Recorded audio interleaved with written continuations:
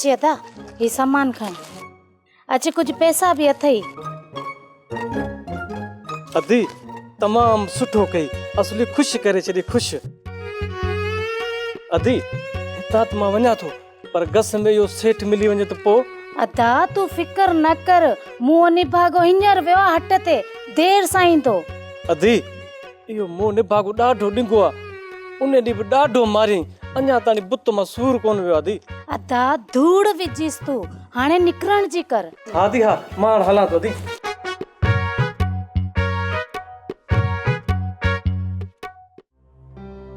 असां त मूंखे पंहिंजी बेइज़ती जो तमामु घणो ॾुख आहे। ए मासा त हाणे खेर थी वियो तूं बि ॾेई वे ॾंदे ते ए जेको थियो सो घोरियो ए वक़्तु वियो गुज़री हाणे छॾ खणी हिन ॻाल्हियुनि खे। असां त ओए निभागे जी बेइज़ती न मूंखे यादि थी अचे त मूंखे ॾकणी वठियो वञे। ए मासा त ई मौज त दिमाग़ ख़राबु थियो ई त मूंखे बि ख़बर आहे। मासा त दिमाग़ अहिड़ो वेड़ो न तमामु घणो ख़राबु अथसि। निभागो आहे ठहियल पत्थर जो मूं बि घणी बेइज़ती कईमांसि पर निभागे खे को असर ई कोन थो थिए। ए मोए मिरूअ जी तकल ई अहिड़ी आहे तूं ॾिसी कीअं थो। मासा त मुंहिंजो त कमु लाहे छॾियो अथसि। ई मासा त तो वारी बेइज़ती सजाया थी आहे ए अजाया कीमत थी आहे।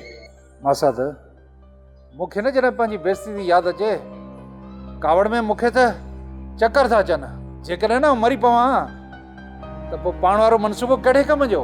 ए हाणे छॾ ई ॻाल्हि खे तू सोच जेको पाण खे करिणो आहे।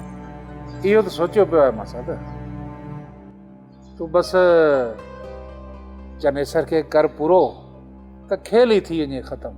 ऐं मासा त उन लाइ सामान खपे।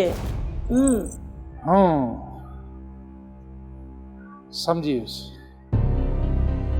सामान तोखे आऊं सुभाणे ई आणे थो ॾियां। बसि सिर्फ़ु हिकु ई पुड़ी आणे ॾे त हिक ई सिरक सां कमु तमामु थी वञे। हा मासा त हाणे त पूरनि शर्मिला बि कोन्हे हाणे कमु अॻे खां करणु बि सवलो आहे। ऐं मासा त पर पुड़ी असली आणे ॾे इहे न थिए जो ऐं पहिरियां वांगुरु असरी कीअं करे। हाणे मूं वटि असली शइ बि अची वई आहे। बसि तूं खीर में मिलाए हिकु ई पुड़ी ॾींदीअ कमु तमामु थी वेंदो।